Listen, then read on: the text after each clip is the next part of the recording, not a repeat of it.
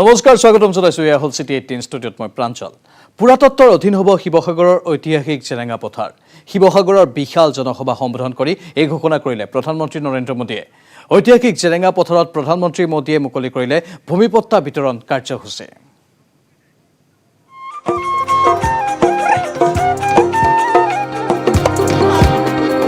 हार्दिक स्वागत करते हैं শিৱসাগৰৰ ঐতিহাসিক জেৰেঙা পথাৰত প্ৰধানমন্ত্ৰী মোদী গামোচা তাৰে লগতে বানকাহি আৰু বানবাটি চিকিৎসা অসমীয়াতে ভাষণ আৰম্ভ কৰিলে নৰেন্দ্ৰ মোদীয়ে মই অসমবাসীক ইংৰাজী নৱবৰ্ষ আৰু ভোগালী বিহুৰ আন্তৰিক শুভেচ্ছা জনাইছে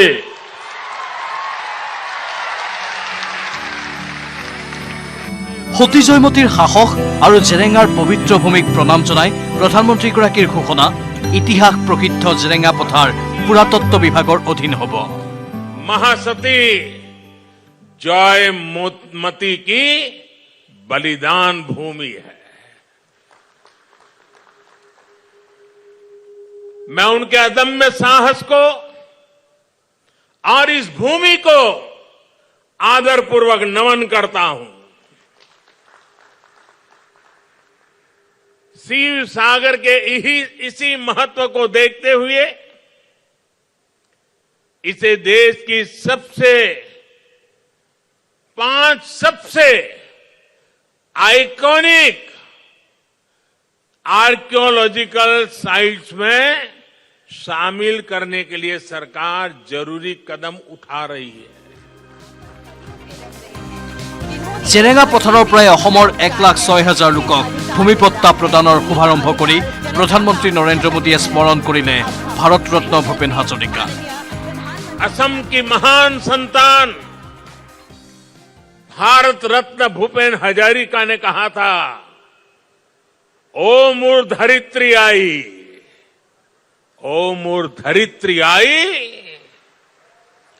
चोरो नोटे डीबा थाई আওৰালে সুধাকণ্ঠৰ জনপ্ৰিয় গীত ও মোৰ ধৰিত্ৰী আই असम की महान संतान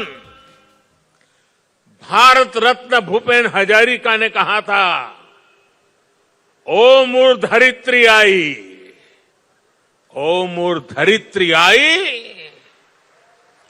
चोरो नोटे डीबा थाई खोतियों कोर निस्तार नाई माटी बीने ओहो हाई ভূমিপট্টা প্ৰদানৰ শুভাৰম্ভ কৰি প্ৰধানমন্ত্ৰীগৰাকীয়ে ক'লে চৰকাৰৰ এই পদক্ষেপে স্বাভিমান স্বাধীনতা আৰু সুৰক্ষাৰ সমাগম ঘটালে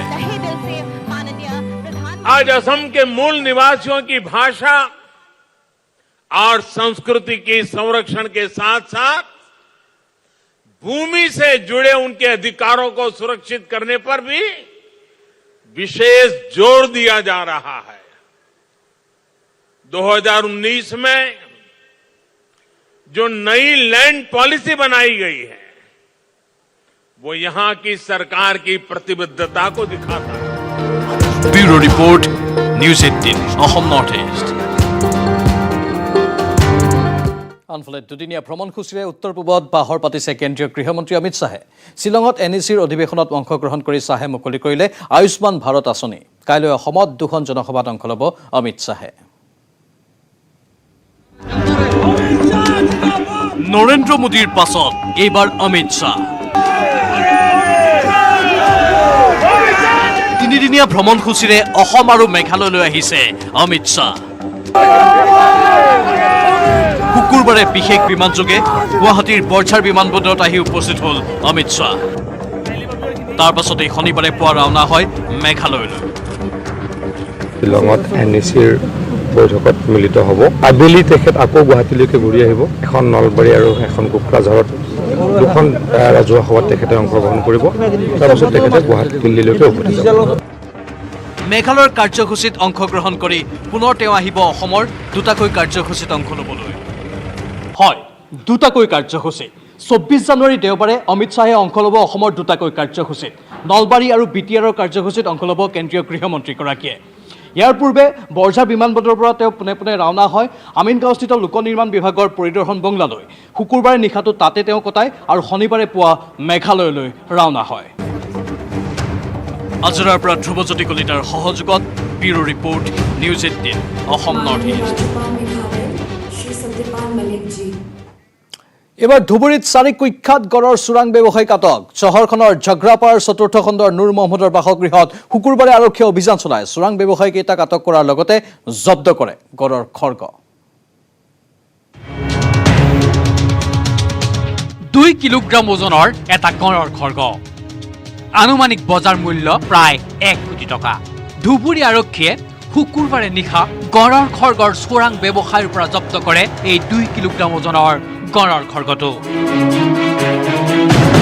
ধুবুৰী চহৰৰ জাগ্ৰাৰপাৰ চতুৰ্থ খণ্ডৰ নুৰ মহম্মদ নামৰ লোকজনৰ বাসগৃহত তালাচী চলাই গড়ৰ খৰ্গটোৰ লগতে আটক কৰে 4টাকৈ কুখ্যাত চোৰাং ব্যৱসায়ীক আটক আজহাৰুল ইছলাম নুৰ মহম্মদ জিয়াউল হক আৰু ৰাজু চৰকাৰ ধুবুৰী আৰক্ষীয়ে গড়ৰ খৰ্গৰ চোৰাং ব্যৱসায়ীকেইটাক ধুবুৰী সদৰ আৰক্ষী থানাত জেৰা অব্যাহত ৰাখিছে ৰাইনো হৰ্ণ নিচিনা এটা বস্তু আমি পাইছোঁ আৰু তাৰ লগত 4জনক এৰেষ্ট কৰিছোঁ নুৰ মহম্মদ শেখ 47 ইয়াৰ্ছ ওল্ড তাকে আৰু মহম্মদ আজহাৰ ইছলাম চালাকুৰা চৰৰ ফকিৰগঞ্জ থানাৰ মানুহ হয় একটা মহম্মদ জিয়াউল হক হেও সেম এক জায়গাৰ হয় আৰ একজন ৰাজু সৰকাৰ এ হয় সিলাই কাছাৰী গৌৰীপুৰৰ আৰক্ষীয়ে উদ্ধাৰ কৰা গড়ৰ খৰ্গটোৰ বৰ্তমান বজাৰ মূল্য প্ৰায় 1 কোটি টকা হ'ব বুলি জানিব পৰা হৈছে আনহাতে খৰ্গটো ক'ৰ পৰা অনা হৈছিল সেই সন্দৰ্ভত বন বিভাগ আৰু আৰক্ষীয়ে অব্যাহত ৰাখিছে তদন্ত ধুবুৰীৰ পৰা Jyotirmoy Chakraborty news 18 Assam north east কৰিমগঞ্জৰ ৰাতাবাৰীত গাঁওৰক্ষী বাহিনীৰ তৎপৰতাত আৰক্ষীয়ে উদ্ধাৰ কৰিলে চুৰি হোৱা লক্ষাধিক টকাৰ সোণৰ গহনা নিশা চোৰৰ ঘৰত অভিযান চলায় ঘৰৰ চোতালৰ মাটি খান্দি উলিওৱা হয় সোণৰ গহনাখিনি চোৰটোৰ ঘৰত অভিযান চলায় আৰক্ষীয়ে লগতে উদ্ধাৰ কৰে নগদ ধন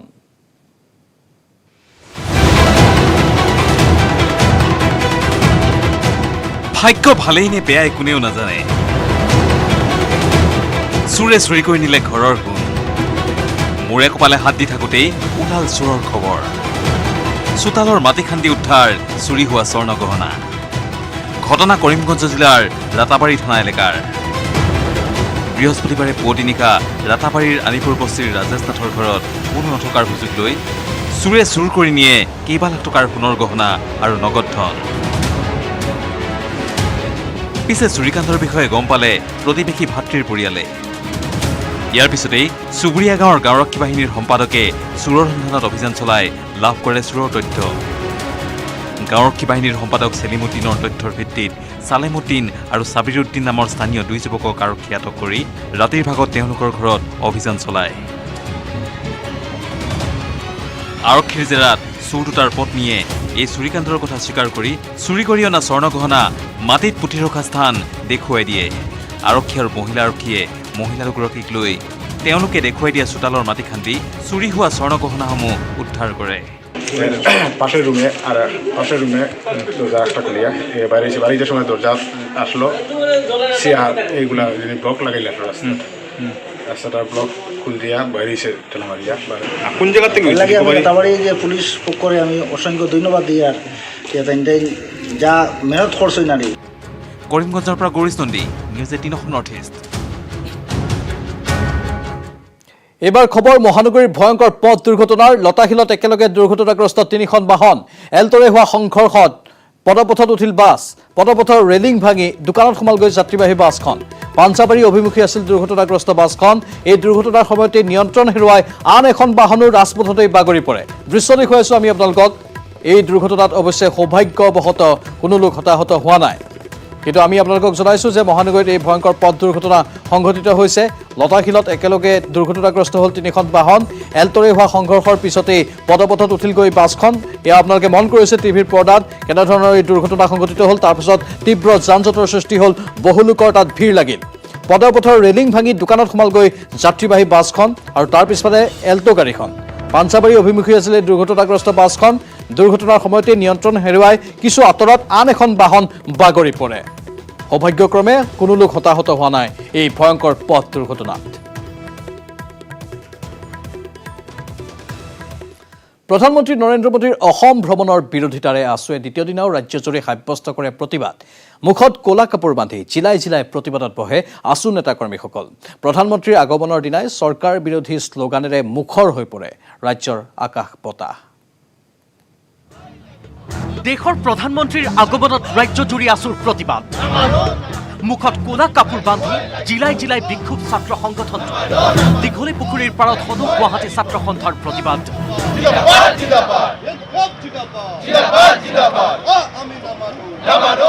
অসমীয়া জাতিটোক সংখ্যালঘুত পৰিণত কৰাৰ ব্লুপ্ৰিণ্ট ৰচনা কৰিলে তাৰ বিৰুদ্ধে সদৌ অসম ছাত্ৰ সন্থাই যোৱাকালি 22 তাৰিখ, আজি 23 আৰু অহা 24 তাৰিখে অসমৰ জনসাধাৰণক সংগঠিত কৰি সদৌ অসম ছাত্ৰ সন্থাই জিলাই জিলাই প্ৰতিবাদ কৰিবৰ কাৰণে সিদ্ধান্ত গ্ৰহণ কৰিছিল। সেইমতে যোৱাকালি জোৰলৈ শোভাযাত্ৰা সমগ্ৰ অসমৰ জিলা ছাত্ৰ সন্থাসমূহে ইতিমধ্যে ৰূপায়ণ কৰিছে। যোৱা 4.5 বছৰে বিজেপি নেতৃত্বাধীন চৰকাৰখনে অসমীয়া জনসাধাৰণক সংখ্যালঘুত পৰিণত কৰাৰ ব্লুপ্ৰিণ্ট ৰচনা কৰিলে। নাগৰিকত্ব সংশোধনী বিধেয়ক 2019 আমাৰ ওপৰত জাপি দি 43 বছৰৰ বাংলাদেশীৰ বোজা অতিৰিক্তভাৱে আমাৰ ওপৰত জাপি দিছে হিন্দুৰ নামত। কেতিয়া কাৰ্যকৰী হ'ব 6 নং দফাৰ প্ৰতিবেদন? কেতিয়া স্বাক্ষৰিত হ'ব বিদেশী বিতৰণ চুক্তি? প্ৰধানমন্ত্ৰীৰ ভাষণত প্ৰকাশ নাপালে কোনো এটা শব্দ। অভিযোগ সমুজ্জ্বল কুমাৰ ভট্টাচাৰ্যৰ। প্ৰায় এবছৰ আগত অসম চুক্তিৰ 6 নম্বৰ দফা অনুসৰি সাংবিধানিক ৰক্ষা কৱচৰ প্ৰতিবেদন দিয়া হ'ল। সেই সময়ত প্ৰধানমন্ত্ৰীয়ে কি কৈছিল? প্ৰধানমন্ত্ৰীয়ে কৈছিল মই প্ৰতিবেদনৰ কাৰণে ৰৈ আছোঁ, প্ৰতিবেদন পালেই মই কাৰ্যকৰী কৰিম।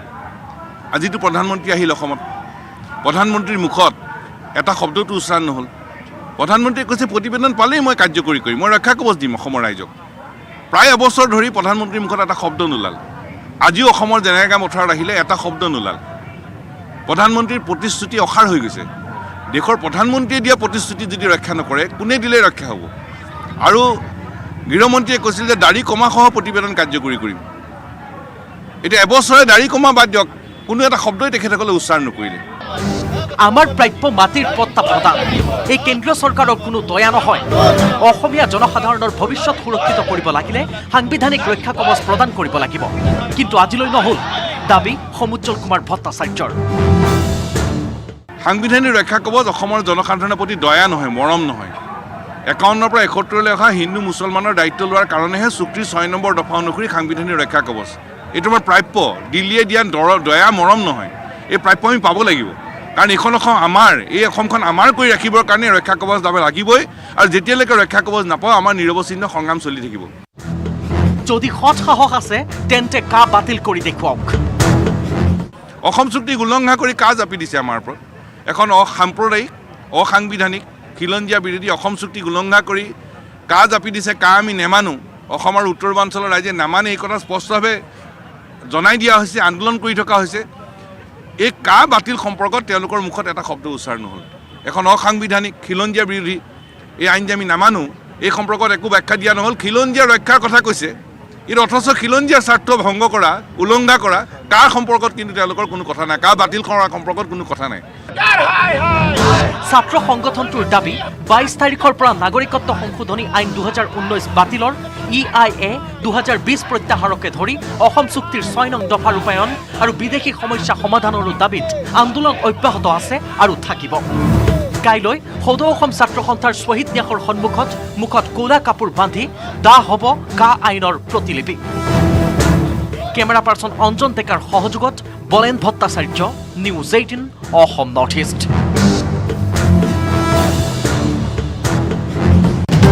প্ৰধানমন্ত্ৰীৰ পাছত এইবাৰ অসমলৈ আহি আছে কেন্দ্ৰীয় গৃহমন্ত্ৰী অমিত শ্বাহ। এইবাৰ অমিত শ্বাহে কি চমক সৃষ্টি কৰিব? সবিশেষ চাওক আজি সন্ধিয়াৰ প্ৰাইম টাইম 18।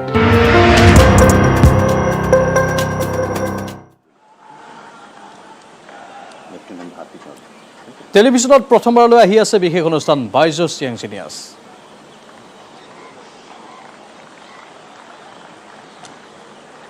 अब बारी है लेफ्टिनेंट भारती चौधरी, जिनका विवाह के पहले उपनाम था प्रधानमंत्री नरेंद्र मोदी पश्चिम बंगत गए उपस्थित हुए।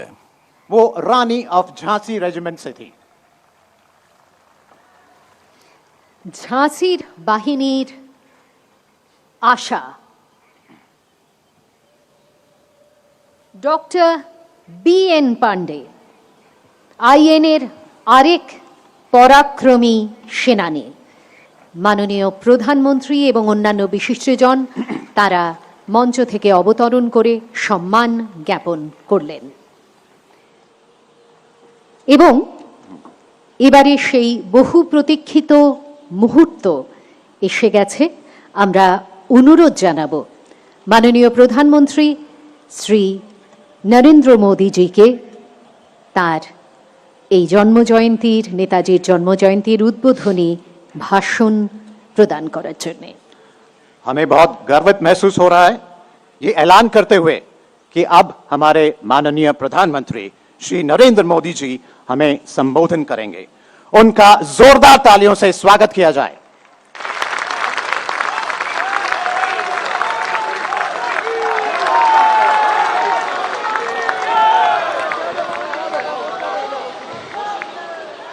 जय हिंद, जय हिंद, जय हिंद। मंच पर विराजमान पश्चिम बंगाल के राज्यपाल श्रीमान जगदीप धनखड़ जी, पश्चिम बंगाल की मुख्यमंत्री बहन ममता बनर्जी जी, मंत्रिमंडल में मेरे सहयोगी श्री प्रहलाद पटेल, श्री बाबुल सुप्रियो जी, नेताजी सुभाष बोस के निकट संबंधीजन, भारत का गौरव बढ़ाने वाली आजाद हिंद फौज के जांबाज सदस्य, उनके परिजन, यहां उपस्थित कला और साहित्य जगत के दिग्गज और बंगाल की इस महान धरती के मेरे भाई और बहनों, आज कोलकाता में आना मेरे लिए बहुत भावुक कर देने वाला क्षण है। बचपन से जब भी ये नाम सुना, नेताजी सुभाष चंद्र बोस, मैं किसी भी स्थिति में रहा, परिस्थिति में रहा, ये नाम कान में पड़ते ही एक नई ऊर्जा से भर गया। इतना विराट व्यक्तित्व की उनकी व्याख्या के लिए शब्द कम पड़ जाए। इतनी दूर की दृष्टि कि वहां तक देखने के लिए अनेकों जन्म लेने पड़ जाए। विकट से विकट परिस्थिति में भी इतना हौसला, इतना साहस कि दुनिया की बड़ी से बड़ी चुनौती ठहर न पाए। मैं आज नेताजी सुभाष चंद्र बोस के चरणों में अपना शीश झुकाता हूं, उन्हें नमन करता हूं और नमन करता हूं उस मां को, प्रभा देवी जी को, जिन्होंने नेताजी को जन्म दिया। आज उस पवित्र दिन को 125 वर्ष हो रहे हैं। 125 वर्ष पहले आज के ही दिन मां भारती की गोद में उस वीर सपूत ने जन्म लिया था, जिसने आजाद भारत के सपने को नई दिशा दी थी। आज के ही दिन गुलामी के अंधेरे में वो चेतना फूटी थी, जिसने दुनिया की सबसे बड़ी सत्ता के सामने खड़े होकर कहा था, मैं तुमसे आजादी मांगूंगा नहीं, आजादी छीन लूंगा।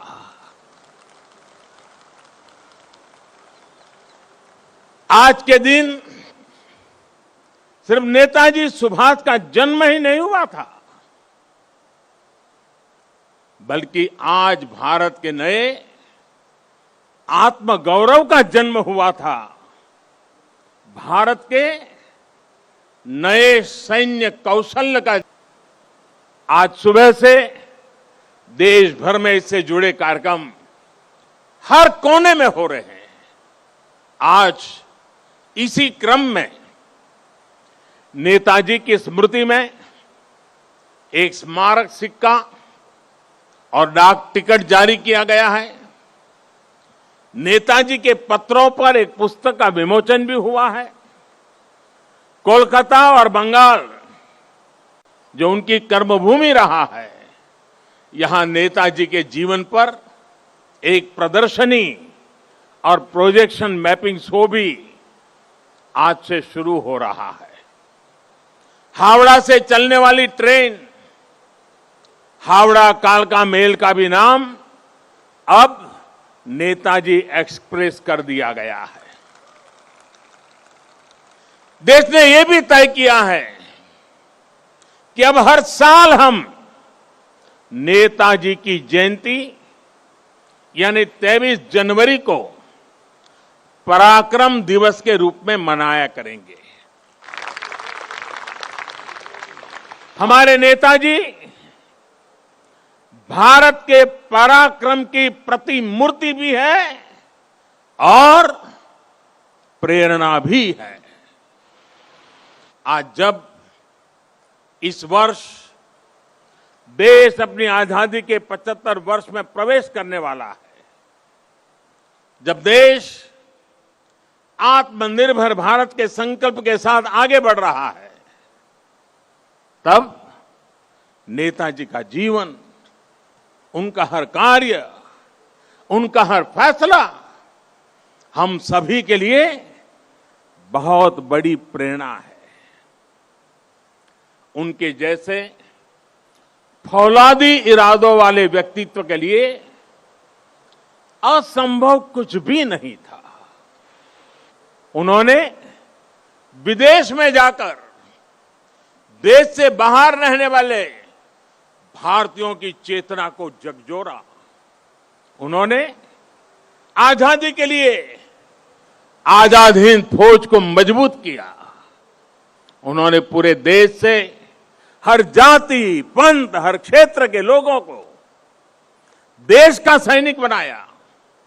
उस दौर में जब दुनिया পশ্চিমবংগৰ পৰা নৰেন্দ্ৰ মোদীৰ সভাৰ পোনপটীয়া সম্প্ৰচাৰ। নেতাজী সুভাষ চন্দ্ৰ বসুৰ তাত জন্মদিন উদযাপন কৰা হৈছে আৰু প্ৰধানমন্ত্ৰীগৰাকীয়ে অংশ লৈছে। আন এক খবৰ, টেলিভিছনত প্ৰথমবাৰলৈ আহি আছে বিশেষ অনুষ্ঠান বাইজুছ য়াং জিনিয়াছ। 23 জানুৱাৰী অৰ্থাৎ আজি সন্ধিয়া 7:20 পৰা নিউজ 18 অসম নৰ্থ ইষ্টত চাওক ভাৰতৰ সকলোতকৈ কম বয়সৰ জীৱাশ্মবিদ। The youngest paleontologist of India जिन्होंने दिलचस्पी दिखाई है fossils में, Ashwatha Biju. How did you get into this? Just from encyclopedia. My mother or my father are related to this. You have something which look like rocks to me. This is a dinosaur bone fragment, 252 million year old. When did you get certified? By the age 11. इतने कम समय में ये कर दिखाया है, वाकई में वो भारत की एक जीनियस है। আৰু বাতৰিত পুনৰ সময় হৈছে বাণিজ্যিক বিৰতিৰ।